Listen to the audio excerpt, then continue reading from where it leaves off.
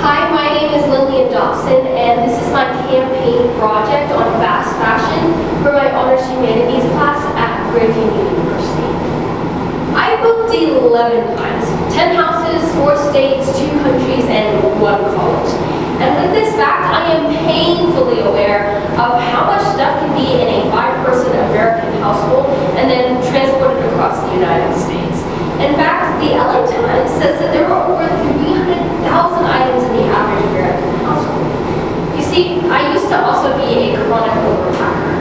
I used to carry so much stuff with me wherever I went, just in case I got bored in an instance. And it's no wonder that my behavior was like this, because our generation has constantly been obsessed with the fact that we need to be entertained. And our generation has grown up in a consumer culture that sustains that belief. So much so that we believe in a holiday called Black Friday, where it's literally surrounded around people buying things that they don't need because they are on sale. And so we are told from a very young age that happiness comes from our material possessions.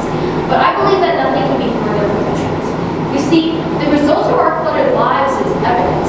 We're cluttered, we're stressed, and we're worried.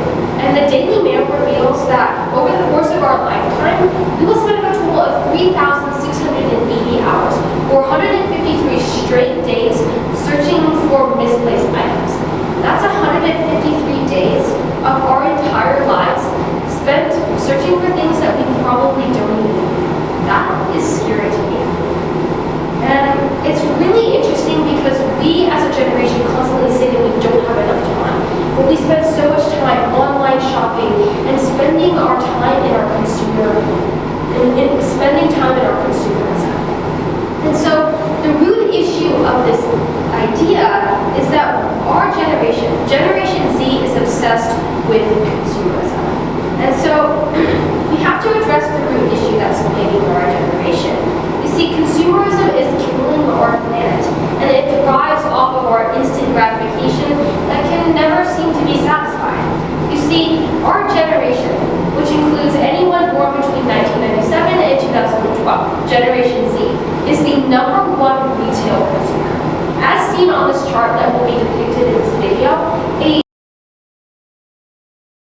Generation Z individual on average spent an annual amount of $6,768 on retail, which is more than any other generation in America.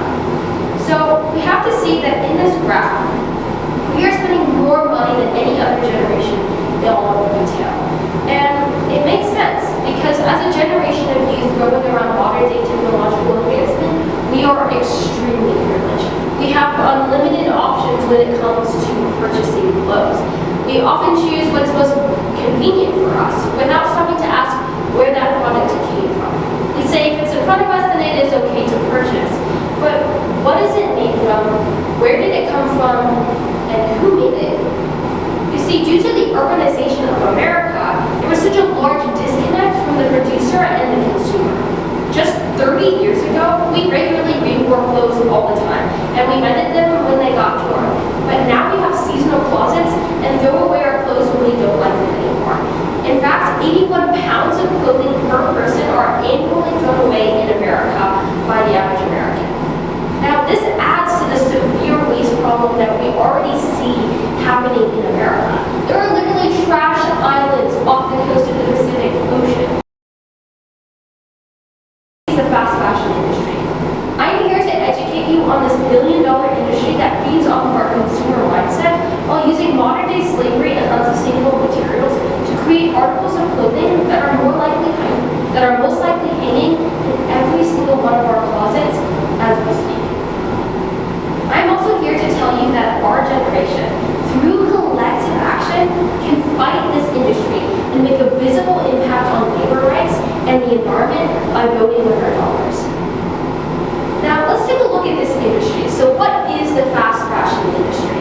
Well, we see that the apparel industry itself, just overall retail industry, as shown in this graph by the Foundation of the Economic Education,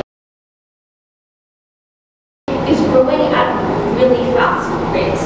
You see, the apparel industry has increased 60% in size since just 2011. So that means that it's almost double the amount of labor, waste, packaging, and production that goes into a single article of clothing is astronomical. The fashion industry is pressured to find maximum efficiency in order to keep up with the demands of our spending habits. Fast fashion is defined by Oxford as inexpensive clothing produced rapidly by mass market retailers in response to the latest trends. And examples of fast fashion include Forever 21, H&M, Vans, and Ross Dress for Less. The issue is that fast fashion is sustained by the normalized practice of sweatshops and unacceptable and illegal working conditions. You see, the companies are able to market at such low prices and survive because it relies on the business model of underpayment of employees. Oftentimes, this is in developing nations where children are being exploited for their labor. In fact, we can see this in multiple examples. Zara, a very popular fashion brand, which has about 1,100 stores worldwide, was founded in 2016 in a Turkish factory that produced the manufacturing of their clothes. And it found that Zara workers were not being paid. They literally were working for free. And I wish I could say that I was lying, but this led to such a severe issue that Zara workers literally, they stitched in SOS messages into the clothing tags of these clothing. And some of the messages said things such as this: I made this item you're going to buy, but I didn't get paid for it. And that's according to the EU standard in 2017. This is heartbreaking. These people that are working a real job are not even getting a wage at the end of the day. Not even months later, they're not getting a wage. And they're not able to sustain their families. They're not able to put their children through school. And they're not able to pay for their own weddings. And this is the consequences that we see from the fast fashion industry. And this is what we see in international markets, because labor is much more easily accessed in foreign countries because there's less legal labor regulation. But this also happens in the United States. In the same year that it happened in Turkey in 2016, the Department of Labor investigated 77 U.S. clothing companies. And in 85% of the cases, the department found that the companies cheated workers out of $1.1 million in wages. Big name retailers like Ross Dress for Less, Forever 21, and TJ Maxx were caught paying their workers $4 an hour in the United States in underground facilities. If this is what is happening in the United States, imagine the working conditions of factory workers in Asia and other developing nations where there are no worker protections in place. So we have to understand that this is affecting laborers all around the world on a mass scale. These are thousands of real individuals that are attempting to earn a wage and they're not getting paid enough money to sustain themselves or let alone a family. And so we have to understand furthermore that the business models of these fast fashion companies conceal the hiring of these factory workers within several layers of supply chain that prevent them from being legally liable for the hiring of these workers at such a low wage. And so we have to understand that the only solution to stopping these gross exploitation of workers and modern day slavery is to stop buying from these companies. And if that's not compelling enough for you, we have to discuss the severe issue of child labor. You see, the UN defines child labor as working conditions deemed too harsh for developing children. And it is illegal worldwide. And yet, 170 million children are being supplied for their labor today. Mainly, this happens in the fast fashion industry because it requires such cheap and free sources of labor in order to keep up with the demand of our spending habits and our consumerism culture.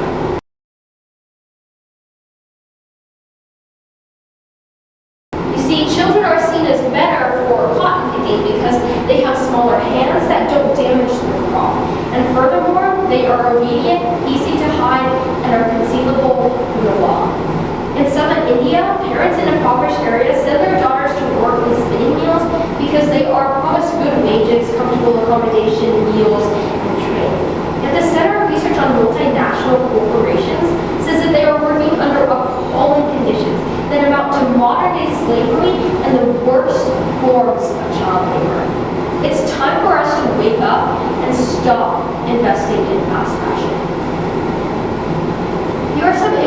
of the labor conditions that these factory workers are working to produce our garments that we wear every single day.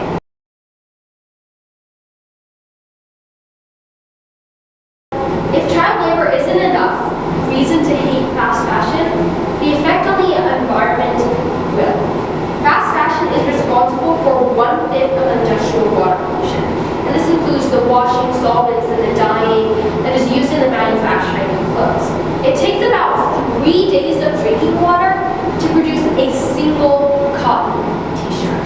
When I heard that statistic, I was blown away. That is so much water production just for a single article of clothing. Now, put that in the large scale of a massive manufacturing company of clothes. That is wasting so much water on clothes that we waste every single day. In fact, 3/5 out of the fast fashion items that we purchase end up in a landfill. And that just adds to that trash island that I showed you in the beginning. So more than 60% of fabric fibers are actually now synthetics, which means that they're made out of polymer plastics. And they are also derived from fossil fuels, which are harming our environment. And this means that the clothes that we throw away that end up in landfills will not decay. They will not biodegrade. This is directly leading to the contamination of ecosystems near the landfills where the clothes end up, and it's leading to contamination of the toxic runoff from those landfills. Now you may be asking yourself, what now? Well, it is up to us, Generation Z, to make a stand to stop the severe labor malpractice. We cannot support it, and if we do not actively oppose it, we are on the side of the oppressor. We cannot continue to accumulate non-biodegradable trash and waste in the form of clothes that will accumulate and make its way to the trash islands and leave that to the responsibility of our children and their children's generations to deal with. It's our responsibility to stop it now in its tracks, because every single minute that we don't do anything about it, the more trash goes there. You may be asking yourself now, how exactly will we stop this industry? And I have 4 calls to action of how we can tangibly apply this to our lives and stop the fast fashion industry. They're in the forms of 4 S's, which you can remember in that way. So the first is that I have to stop shopping at fast fashion companies. You see, we vote with our dollars. How we spend our money is a vote for the principles that we believe ought to guide society, and the beliefs and the practices that we believe should actually be in place. We do that by voting with our dollars, by purchasing the things that we do. And so if we understand that, then we need to stop buying from fast fashion companies. And here are examples of just a few companies and their practices of why we need to stop supporting them. Urban Outfitters is bad for the environment, their employees are underpaid, they refuse to share information about their supply chain, and they stopped paying their factories workers during the COVID-19 pandemic, and then they used the COVID-19 pandemic as an excuse. Furthermore, we see that Forever 21 was sued by the Department of Labor for worker violation in both in the United States and abroad on multiple occasions. The companies of Lee, Vans, and Wrangler all use child labor. Sweatshops have been accused of stealing wages, and they have no worker right protections. The company of Topshop uses child labor in sweatshops. Victoria's Secret has had multiple formaldehyde lawsuits within the products of their products, and they use child labor and has been accused of sexual harassment of their models. And furthermore, one of the biggest companies, Gap, which has 3,500 stores across the United States, have been accused of forcing their employees into abortions so that they can continue working for their company, and have been deemed unsafe working conditions. In fact, in 2006, employees of one of Gap's suppliers revealed that they had been working for over 100 hours per week, and they hadn't been paid for 6 months. Imagine if you were in that place and how angry you would be. Even if companies don't have severe ethical issues or scandals like the companies that I've mentioned above, ask yourself if the thing that you are buying is cheaply made. Then ask yourself, who do you think made that product?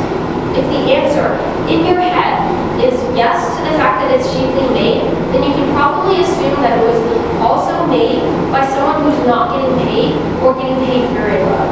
So companies like H&M, Shein, Runway, and Hot Topic have such affordable prices that keep up with trends so fast that you're forced to ask yourself, what kind of labor is used to achieve and make this product that I am now consuming? See, the bottom line for me is that most everyone physically involved in making fast fashion products are likely underpaid and overworked, and items are made with cheap materials that don't last and don't biodegrade. I simply don't feel good wearing something that I know a modern-day slave or a child laborer has made. My second S is that of to shop sustainably. The main way that you can reduce the fast fashion industry is by shopping secondhand and at thrift stores. In fact, there are about 3,000 different Goodwills alone across the United States. In fact, lengthening a government's lifetime in use by thrifting and shopping secondhand reduces environmental impact. The Waste and Resources Action Program has actually found that extending the average life of clothes by just 3 months of active use per item will lead to a 5 to 10% reduction in each item's carbon, water, and waste footprint. That's a large impact, and that's a tangible example of how we can reduce our carbon footprint by shopping secondhand. You see, the average thrift store industry shopper replaced 8 new apparel items with used items in the past year, which diverted about $260 worth of spending to the secondhand markets that otherwise would have been spent at companies like Forever 21. Another benefit of shopping secondhand is that they are used minimal packaging and waste, and they are also very affordable. See, the third reason why we can shop sustainably is to actually go to sustainable brands. And oftentimes these are small businesses that are just getting an upbringing, and they are committed to ethical practices. I will link multiple different brands of sustainable and ethical brands. And something that is a concern for people to shop more sustainably is that they cost more. That you'll see that the purchase prices of a lot of these items will be expensive. But my counter argument to that is the fact that people are willing to spend hundreds of dollars of money on Vans or Converse or Adidas or Nikes, which they all do these to purchase a pair of shoes because they want to be in style. And so I challenge you to invest that money that you would put into a fast fashion company and invest that into a small business that's committed to sustainable clothing. And furthermore, I would encourage you that you don't toss something that you wear on a regular just to purchase a more ethical brand. That doesn't make sense in the long run because it's going to contribute to the more waste. And if you wear it, it's all about stopping from here on out the purchasing of fast fashion brands, but throwing something away will not help. The S is that of to stay educated and to spread the word. You see, after the Zara worker scandal, where there was SOS messages threaded into the clothing, a petition quickly spread to hold Zara financially responsible for paying their workers, and it worked. This shows the impact that we physically as American citizens can do if we set our minds to it and actually do something. And there still exists a petition today to hold Zara legally responsible for ensuring that their workers are paid. Below, I have linked every single article that I have mentioned in the information gathering in this video. I have also provided you with links to sustainable brands, but I would encourage you to do your individual research on brands before you purchase from them. Now, my final S and my call to action at the end of this video is to switch your mentality. You see, the root issue of how we've gotten to this fast fashion industry is our consumer mentality. And I would encourage you to stop and ask yourself, what else could I better be spending my money with? Where can I invest my money that's going to actually lead to a change in the world? And I would encourage you, instead of buying on cheap experiences such as a cool t-shirt, invest in long-term experiences that will actually broaden and expand your mind. Things such as skill development or experiences with your family. I would also encourage you to try the 30 Wears Challenge, which is asking yourself before you purchase an item of clothing, would I wear this 30 times? And if the answer is no, then do you really love that item? And if you do end up purchasing something, I would challenge yourself to wear that at least 30 times. Be creative. You can find different ways to wear clothes multiple different times.